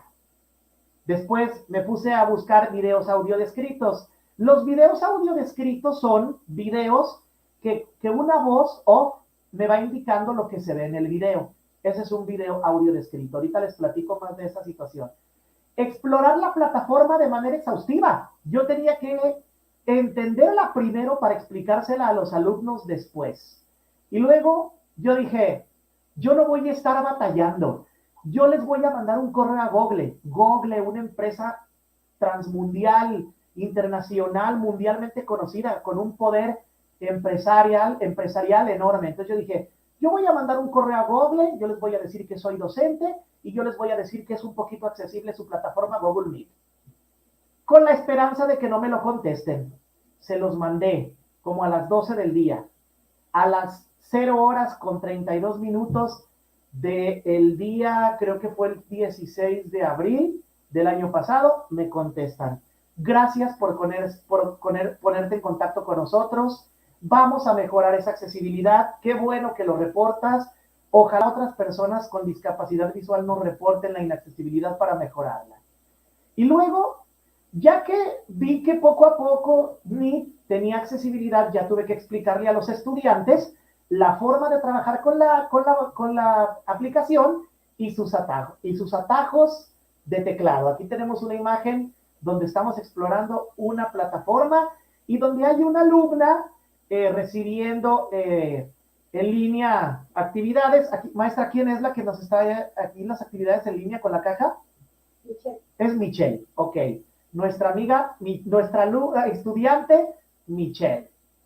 Bueno, y luego tenemos a Fanny, a Estefanía Ramírez Sánchez con su máquina Perkins, escribiendo. Todo esto lo hacíamos en línea, Pepe Limón. ¿Y cómo le hacías para revisar en línea lo que escribían ellos en braille? Muy fácil. Yo escribía lo mismo que ellos y me ponía a leer. yo les decía, ¿me puedes leer tu texto? A ver, sí, por ejemplo, para ver la ortografía. El burro camina junto a la vaca. ¿Burro con qué lo pusiste? Con B chica. No, estamos mal, es con B de vaca, es con B de burro. Valga la redundancia o B grande. Vaca, ¿con qué la pusiste? Con B grande. No, vaca es con B chica o con B labiodental. ¿Sí? Bueno, ¿qué sigue? Pues fíjense que aquí, en esto, en lo que yo hice, aquí tenemos los logotipos de los instrumentos que yo utilizo. Yo utilizo mi lector de voz NVDA, que ahorita lo tengo con mis audífonos. Yo estoy escuchando mi lector, ustedes no lo escuchan. Tengo también sintetizadores de voz como ebook Reader, es un lector de libros en voz alta. También está el lector de Amazon Kindle, y los tengo que mencionar las páginas porque son importantes. Está Amazon Kindle, que también descarga libros electrónicos. Está Alexa, está VoiceOver, está Talbax. ¿Y cómo promover la accesibilidad para trabajar en línea? Se hace uso de ciertas facilidades que ayudan a derribar los obstáculos del entorno. Estas facilidades son llamadas ayudas técnicas, amigos nuestros. ¿Y qué es lo que vamos a ver? El sistema braille, computadoras adaptadas, sintetizador de voz, lector desde pantalla que facilitan accesibilidad en la web, audiodescripción, audiolibros, señales auditivas de los semáforos, entre otros. ¿Qué son los audiolibros? Pues los audiolibros son libros que ya vienen en audio. Para eso no hay una plataforma mejor que Storytel. Storytel, se escribe con Y. Story, S-T-O-R-I, Y, Tel, como de teléfono. Es la mejor plataforma en libros, en audiolibros, porque están muy bien narrados y están muy bien leídos. Después, ¿qué más les puedo mencionar? Los sintetizadores de voz, pues son todos los sintetizadores de voz que nos van a leer en voz alta los libros, como tenemos sintetizadores como Eloquence, tenemos sintetizadores como las famosas voces de Loquendo, esas son sintetizadores. ¿Qué más tenemos que hacer para la audiodescripción? ¿Qué es la audiodescripción? Ya se los expliqué. Por ejemplo, es un video. Vamos a ponernos en el lugar del ciego. Vamos a imaginarnos que estamos viendo un video donde una persona está caminando. Esa es la audiodescripción. La audiodescripción dice, persona caminando hacia su auto.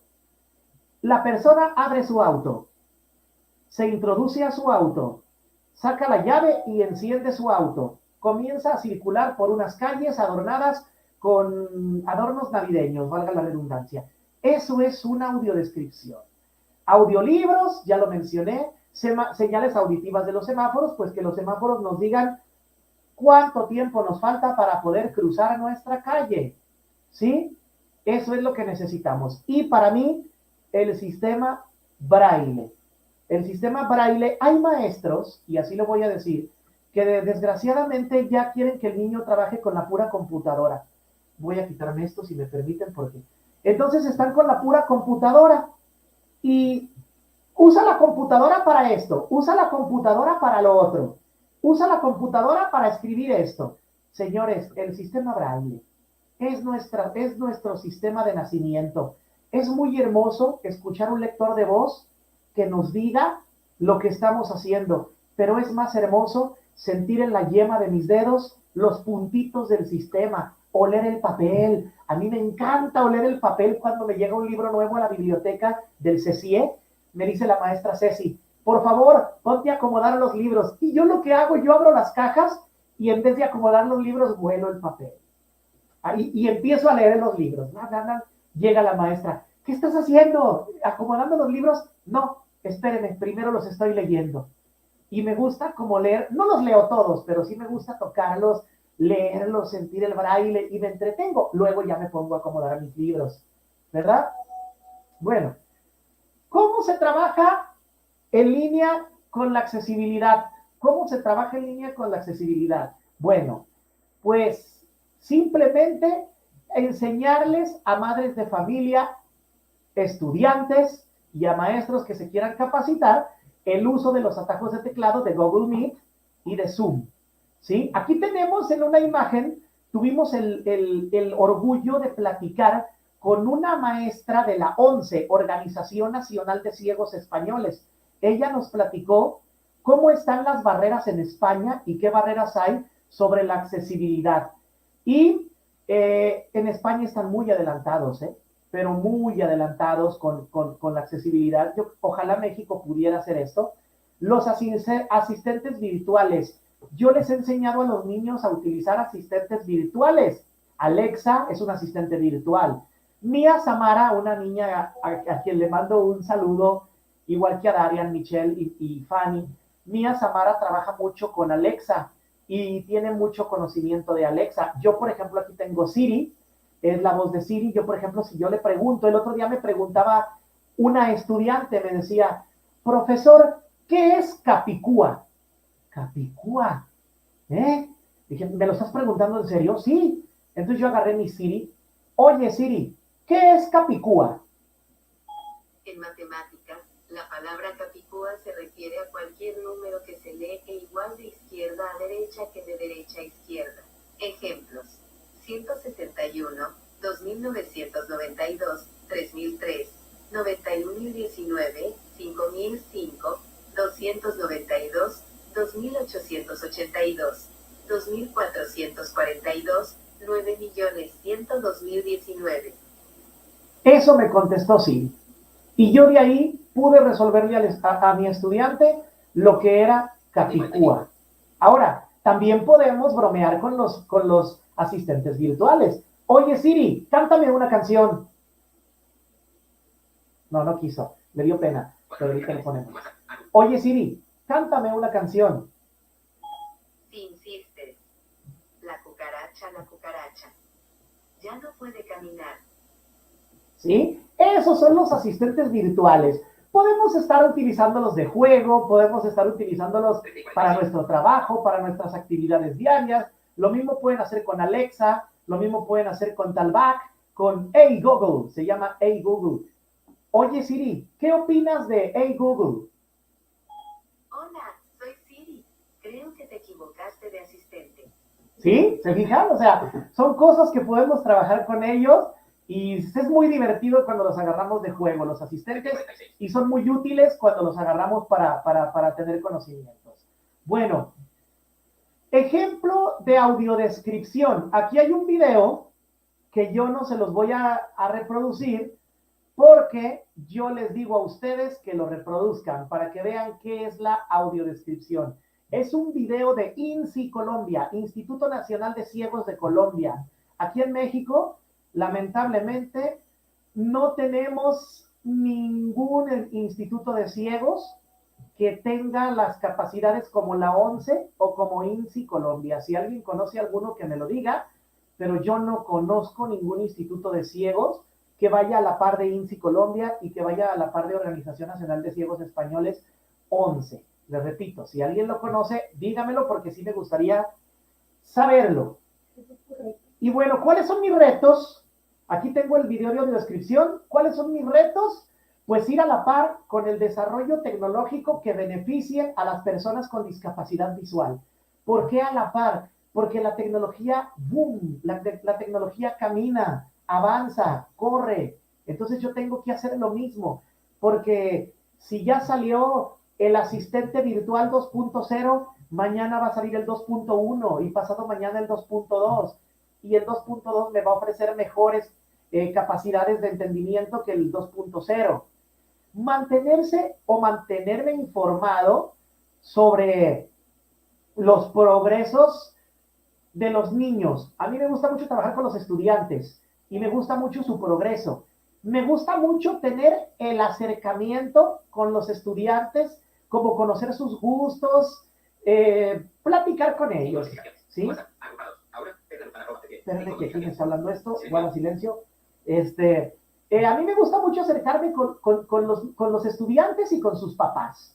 Yo no quiero que los estudiantes vean en mí un maestro, porque a veces me dicen, maestro, no, espérense, no, maestro es aquel que está arriba y que tuvo 12 discípulos, ese es el maestro. Yo no sé nada, yo sé lo que voy aprendiendo en el día. Entonces soy un asistente, profesor, bueno, no me gusta que me lo digan, pero la mayoría de la gente es Pepe Limón y me gusta tener ese contacto con mis estudiantes, con sus mamás, ver que tienen un amigo que les va a ayudar y que les va a aconsejar sobre el desarrollo de sus hijos y en lo que yo pueda hacer con sus hijos. ¿Sí? Entonces, ¿qué otra cosa tengo que compartir con ustedes? También a mí me gusta preguntarles, a ver, chicos, estudiantes, ¿qué les gusta hacer? ¿Qué les gusta leer? ¿Qué les gustaría hacer? No, pues que me consigas este audiolibro. El otro día me mencionaba Michelle que quería un libro para su secundaria, pero que era inaccesible y que su maestra le decía que había que terminarlo de leer. Un libro de Carlos Cuauhtémoc Sánchez, Sangre de Campeón. Entonces, ¿qué hice? Me metí a una página de internet accesible, solicité el libro de Sangre de Campeón y me lo dieron en PDF. PDF, lo que es Adobe Reader, o hay otra aplicación que se llama Acrobat Reader. Es la misma, perdón, es la misma. Les iba a mencionar otra que ahorita se me fue el nombre. iReader, se llama iReader, y Book Reader son muy buenas para leer para los ciegos. Y déjenme les platico ahorita algo de accesibilidad. Cuando me invitó Diana Itzel a este panel y empezaron los ensayos, yo no tengo el gusto de conocer personalmente al licenciado Eric Ortiz, lo conozco por la voz. Él me mandan un enlace donde nos dicen que tenemos que estar en el ensayo para poder transmitir esta conferencia. Y yo dije, ándale, y ahora vamos a ver esta página, cómo pinta de accesible. La exploré, se terminó el ensayo, yo seguí explorando la página. Y luego me metí a la página directa de StreamYard para ver qué era, qué plataforma era, de qué empresa era, y a conocer un poquito sobre StreamYard. Pues me metí y la encontré muy accesible, muy amigable, tan accesible y amigable que les voy a presumir que yo estoy moviendo mis diapositivas, solo, ahí ya cambié de diapositiva, ahí ya volví a cambiar de diapositiva, volví a cambiar de diapositiva. ¿Por qué? Porque la página me lo permitió. La página es accesible y me lo permitió. Acertadas las personas. El maestro, tampoco tengo el gusto, el maestro de accesibilidad, se me fue su nombre, Ignacio Mancilla.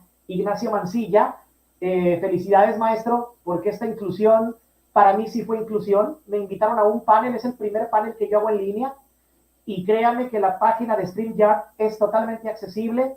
El Word, gracias Bill Gates, gracias Windows, por hacer accesible el Word, para que yo pueda, el PowerPoint, para que yo pueda pasar mis diapositivas. Gracias a Nonem Desktop Access, NVDA, a sus creadores ciegos, porque son mis ojos a la hora de yo leer estas diapositivas con el NVDA. Gracias, Darian Ricardo, gracias, Michelle, gracias, Fanny, gracias, Mía, gracias, señora Silvia, gracias, señora Yolanda, señora Gaby, gracias, señora Betty, mamás de estos chicos, por tenerme la confianza que me tienen y por ustedes utilizar ya la accesibilidad con sus teléfonos, con sus asistentes virtuales, me mandan sus mensajes de voz, me mandan sus tareas por internet cuando estábamos en línea, yo también les mando mensajes de voz. Es un orgullo el manejar la accesibilidad, ¿sí? Y ahorita voy a hacer un experimento en vivo y en directo. Voy a cerrar mis diapositivas. Voy a ver, espérenme un segundo. Ok, vamos a dejar de compartir pantalla. Ahí vamos a ver. Ahí está. Ya dejé de compartir mi pantalla. ¿Por qué? Porque la página StreamYard me permite y me lee con voz dejar de compartir pantalla, activar el micrófono, desactivar el micrófono. Todo yo lo hago con mi lector de voz. No sé si ya se quitó la pantalla que dejé de compartir. Yo creo que sí. Sí, ya se quitó. Entonces yo puedo desde StreamYard y con mi lector de voz dejar de trabajar con mi micrófono y trabajar con mi pantalla. Yo sí les brindo un aplauso y lo voy a hacer aquí que se escuche a mis niños, a sus familias, a Diana, a Eric, a Paco, a Raúl, a Susana, porque están trabajando en pro de la inclusión, porque están trabajando en pro de la discapacidad. A Ulises, Ulises, ¿qué pasó? Ya dije, Ulises, ¿qué pasó con él? Aquí. También a ti, Ulises, por estar trabajando con los niños con discapacidad. Voy a decir algo porque a mí me gustan las cosas decirlas como son. Nunca me había encontrado en una jefatura de educación especial ni en una dirección de educación estatal como lo es Ulises y Diana, con una inclusión a lo que hemos hecho ahorita.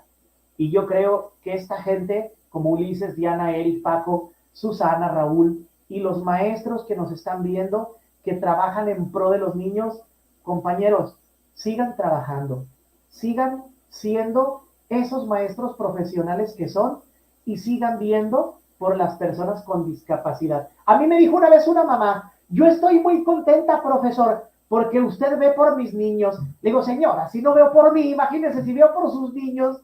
Pues no, ¿verdad? Es una broma que hago, siempre me gusta bromear un ratito. Entonces, una vez yo quise ser político y les dije, entre otras promesas, prometo arreglar las calles, y toda la gente me aplaudía. Prometo bajar el IVA, y toda la gente me aplaudía. Prometo ver por su futuro. En ese momento todos me abuchearon. Entonces dije, ni modo, a la política no me voy a dedicar. Entonces, hasta aquí termino mi participación. Gracias de nuevo a todos. A seguir trabajando con los niños, compañeros. Y cuando llegue un niño y ustedes digan, ¿cómo puedo trabajar con un niño que ni siquiera puede ser autista o puede ser ciego? Yo no lo quiero, quiéranlo y hagan sus estrategias, y para eso estamos también, para ayudar. Yo, cuando llegó conmigo Mía Samara es una niña que cuando llegó conmigo no tenía muchas ideas de muchas cosas. Empezamos a trabajar el picado fino para lo del braille, empezamos a trabajar sus ejercicios de fuerza en sus manos. Mía era una niña muy impaciente, a los 3 minutos ya no quería estar en clase. Entonces, cuando estábamos en línea, yo dije, ¿cómo le voy a hacer con Mía? Porque estamos en línea, ¿cómo voy a trabajar con ella? Le empecé a preguntar, oye, Mía, ¿qué te gusta? El interés a los estudiantes. ¿Qué te gusta, Mía? Me gusta cuentos sobre las abejas. Entonces yo me ponía a buscar en internet cuentos sobre abejas y se los pasaba a su mami. Me gusta cuentos sobre las arañas. Yo me ponía a buscar en internet cuentos sobre las arañas y se los pasaba a su mamá. Lo mismo le preguntaba a Michelle, a Darian y a Fanny. Una vez me dijeron, queremos una reunión en mí para platicar. Pero para platicar fue para noviembre del año pasado. Queremos platicar de historias de terror. La reunión en Meet empezó a las 8 de la noche. Compañeros, eran las 10 de la noche y todavía estábamos todos en Meet, platicando sus leyendas de terror, conviviendo. Hagan de cuenta que estábamos en la escuela. El miércoles pasado, ayer hizo 8 días que Ulises nos visitó, que Diana nos visitó, Alejandro de comunicación nos visitó. Les dije a los niños, espérenme aquí, hijos, porque voy a ir a llevar a Mía para trabajar con orientación y movilidad. Darian, te dejo encargado del salón. Pues cuando llegué, ya estaban todos platicando. ¿Qué hice? Los dejé que siguieran platicando, en vez de regañar y decir, si les dije que se quedaran trabajando, ¿por qué están platicando? No. Cuando llegué, todos se quedaron callados y me dice uno de ellos, me dice Darian, perdón, Pepe, nos pusimos a platicar. Platiquen, porque eso es lo que ustedes necesitan. Necesitan socializar con la pandemia. Y los dejé platicando. Eso es incluir el trabajar con todos, discapacitados o no discapacitados, a la par. El hacer accesibles calles, edificios, transporte público y lugares. Hay mucho trabajo, Raúl. Hay mucho trabajo, Susana. Pero con gente como ustedes lo podemos hacer. Me voy, chicos. Gracias. Discúlpenme todo lo que les dije. A la vez, a lo mejor no dije cosas muy coherentes, pero les agradezco que me hayan invitado a este panel y esperemos estar en otro panel. Gracias, Paquito. Maestrazo, nuestro querido Pepe Limón. Profesor José Jesús de Lara Limón, muchísimas gracias por esta activa y cálida conferencia. Con esto estamos completando las 3 ponencias de 3 en este panel en el marco del Día Internacional de las Personas con Discapacidad. Quisiera pedirte, joven Eric, que nos ayudes a pasar nuevamente a los 3 ponentes aquí al podium, porque vamos a continuar con una breve sesión de preguntas y respuestas. Al ton del siguiente, empezamos. Vamos a ver primero, aquí dice.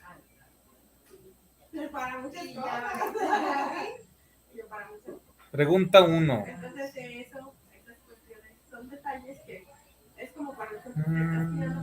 Aquí hay uno.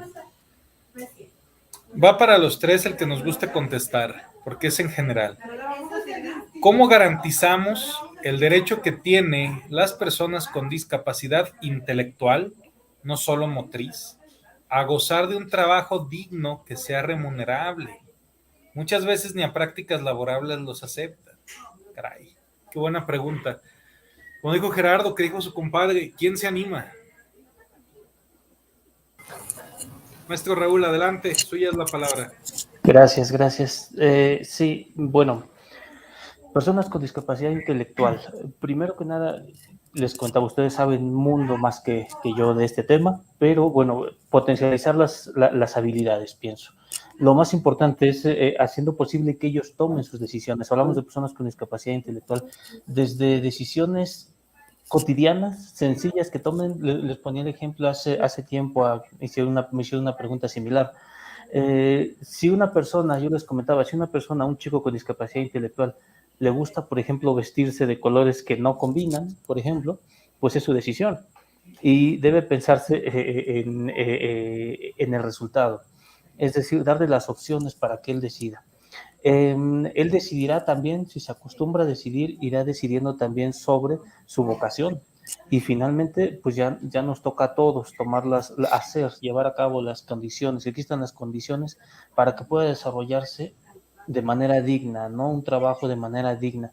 Ahí ya nos toca toda la estructura, nos toca a los docentes, nos toca a las instituciones, nos toca a la misma sociedad y pues al entorno. Y eso honestamente, pues ahí sí una asignatura social que tenemos pendiente, el poder de estos espacios para las personas con discapacidad intelectual.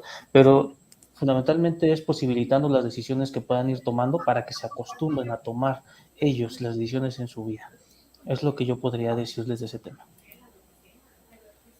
Aprovechando, maestro, la CNDH se ha visto la necesidad de dar alguna recomendación muy en específico a algún padre o madre de familia por atentar contra el derecho a la educación de su hijo en condición de discapacidad.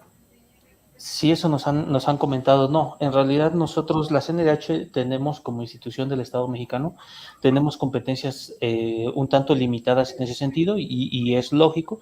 Nosotros activamos los mecanismos de actuación hacia autoridades, hacia servidores públicos. Entonces, cuando de repente existe por ahí alguna vulneración dentro de una familia, con una persona, para un jovencito, un niño con discapacidad, pues nosotros no podemos emitir una recomendación.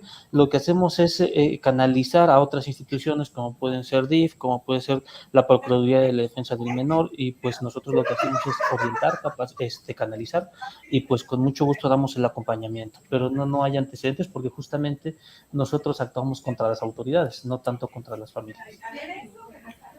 Por último, para usted, maestro Raúl, ¿cuál es el proceso que se debe realizar cuando identificamos o nos damos cuenta de que se está vulnerando alguno de los derechos de las personas con discapacidad?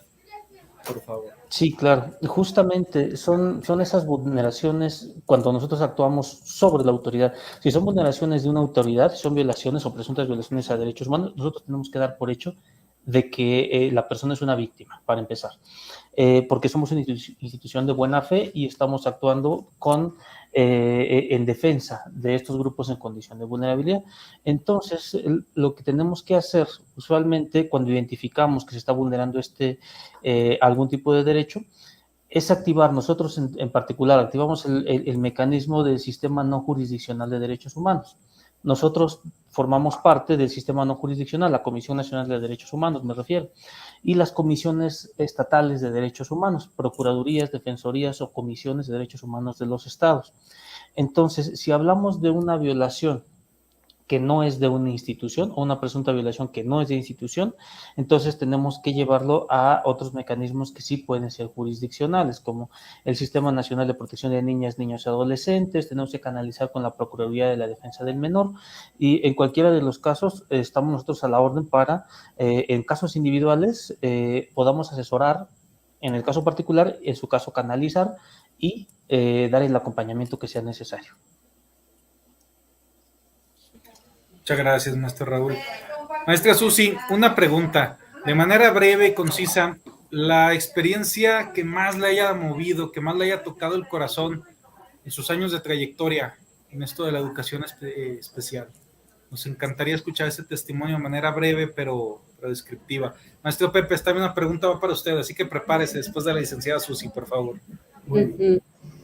Mira, Paco, la que les comentaba en el desarrollo de mi ponencia es justamente esa, a razón de que vi el proceso desde que llega el chico a nosotros en la escuela y cómo ahorita en la actualidad se pudo integrar o incluir laboralmente.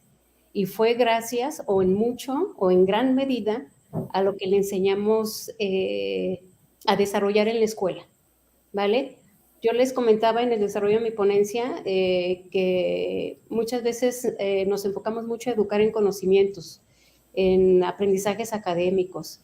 Sin embargo, si educamos para la vida, en el desarrollo de competencias laborales, justamente no van a suceder este tipo de situaciones que ahorita le preguntan a Raúl, el por qué se está violentando el derecho a estar incluido laboralmente. Entonces, si desde ahí informamos con esa visión amplia, pero obviamente con esa corresponsabilidad social, pues la inclusión laboral se va a dar. Y de hecho, nosotros como CAM tenemos también esa función o esa obligación de buscar justamente esos contactos sociales para poder incluir laboralmente a nuestros chicos. Nosotros este año como CAM 7 estrenamos el área laboral y estamos ya con esa visión de no nada más educar para que termine la secundaria y el chico ahí quede, sino que buscar esas instancias, ya sean gubernamentales, particulares, para que al fin de su paso por la escuela se incluyan laboralmente. Ahorita, lamentablemente, yo nada más te puedo decir ese caso exitoso de Juan Iván, que no está en ninguna empresa, pero su habilidad nata le está dando para defenderse y sobrevivir en un contexto que lamentablemente no le da la oportunidad más allá, solamente por el impedimento de la vista. No estamos hablando de una discapacidad intelectual, de una parálisis cerebral, de una discapacidad severa, sino es simple y sencilla el impedimento de la vista. Y para muestra aquí está el profe Pepe. O sea, ¿qué impedimento le tiene la vista? Él también es un artista nato, ¿vale? Y que afortunadamente tiene su trabajo como profe, pero también yo creo que a veces saca mejores quincenas o mejores fines de semana, ¿verdad, profe? En la música. Ya lo hablamos con Ulises, por su habilidad. Susi, a ver si nos da un poquito más para dejar la música, o me lo llevo a cantar conmigo. Sí, no, de hecho él ya está en un grupo y hay otros 2 chicos ciegos. Muy ¿sale? bien. Y entonces yo espero, Paco, que estando aquí en el CAM 7 te pueda contar todavía más experiencias exitosas de inclusión, en la inclusión laboral, que es ahorita nuestra meta principal como CAM 7. Lo quisimos hacer o quedó en proceso en el CAM de Cocío, en el que yo acabo de dejar. Estábamos apoyándonos, tenemos ese compromiso, de hecho, por parte de Presidencia Municipal de Cocío, de incluirnos a 2 muchachos. Quedamos en el compromiso. Hubo un cambio de gobierno. Esos serían también otros 2 grandes avances en comunidad, en contextos desfavorables. Pero lamentablemente la política social, cultural y de gobierno no está todavía muy verde, muy pobre, muy inmaduro en ese aspecto. Nos limitan y por obligación sí está y por derecho está, ya no lo dijo Raúl, pero en la práctica no existe. Y vale, pues nos queda esa tarea.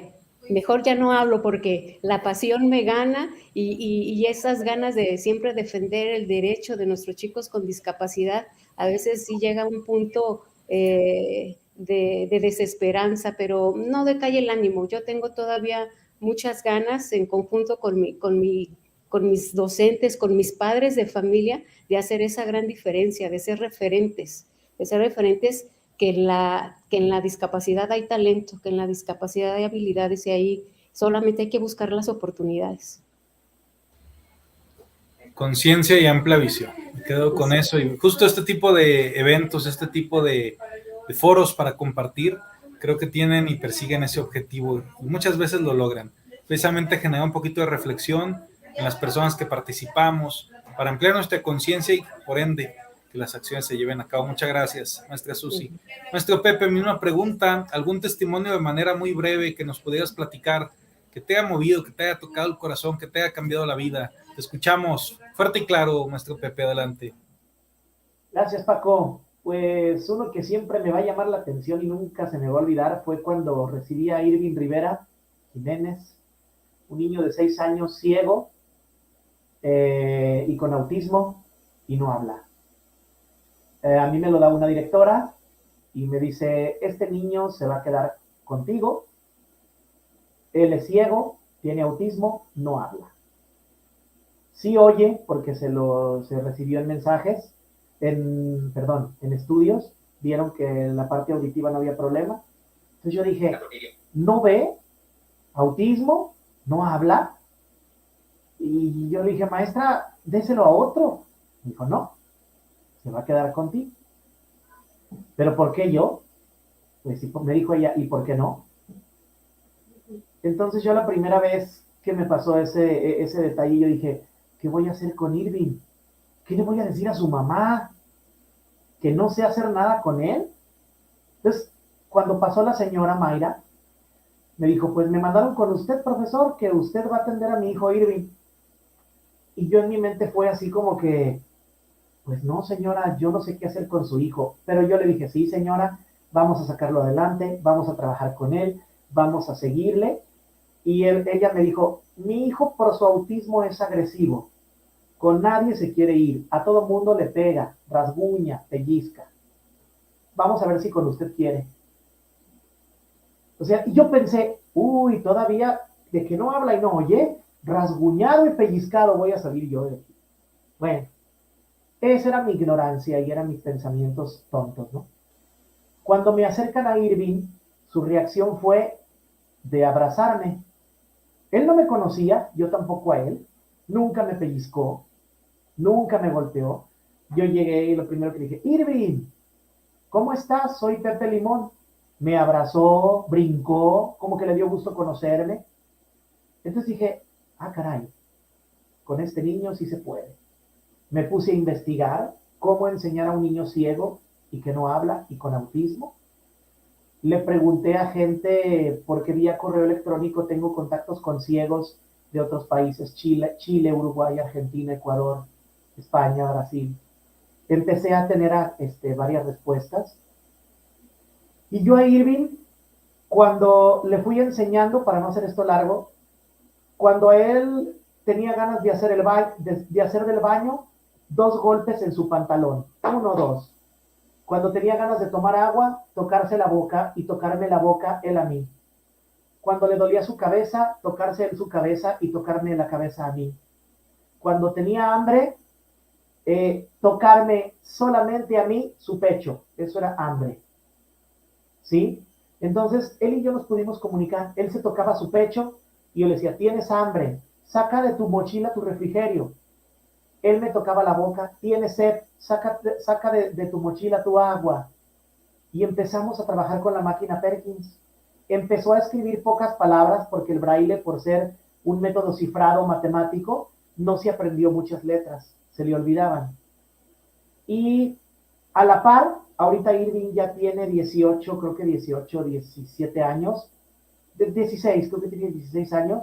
Nos seguimos como, él ya no está conmigo, él ya terminó su ciclo, pero nos seguimos comunicando de esa forma.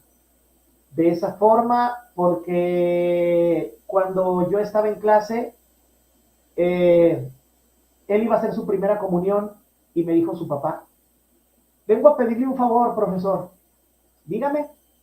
Dice, veo que Irving va muy bien avanzado con usted, que come, que camina, que ya hace del baño, que ya no se hace del baño en su ropita. mi hijo va a cumplir la primera comunión, a las personas que profesamos el catolicismo. Digo, sí, profesor. Digo, sí, también su papá es profesor. Digo, sí, profesor Irving, dígame yo en qué le puedo servir. Quiero que sea el padrino de mi hijo. ¿Y yo por qué? Me volví a preguntar a mí mismo. Le pregunté, ¿me podría decir por qué, profesor Irving? Porque mi hijo lo quiere mucho y mi hijo ha salido adelante en muchas cosas por usted. Mi hijo no hacía del baño, mi hijo no sabía decir cuándo tenía sed, mi hijo no sabía decir cuándo tenía hambre, y usted lo ha enseñado, profesor. Pues no soy digno, pero si usted lo quiere hacer, y es por eso por lo que ahorita con la familia de Irving tengo el contacto, porque es mi ahijado y porque puedo trabajar con él si algo ocupan sus papás, y aunque no lo fuera, yo trabajo con él como trabajo con los demás niños.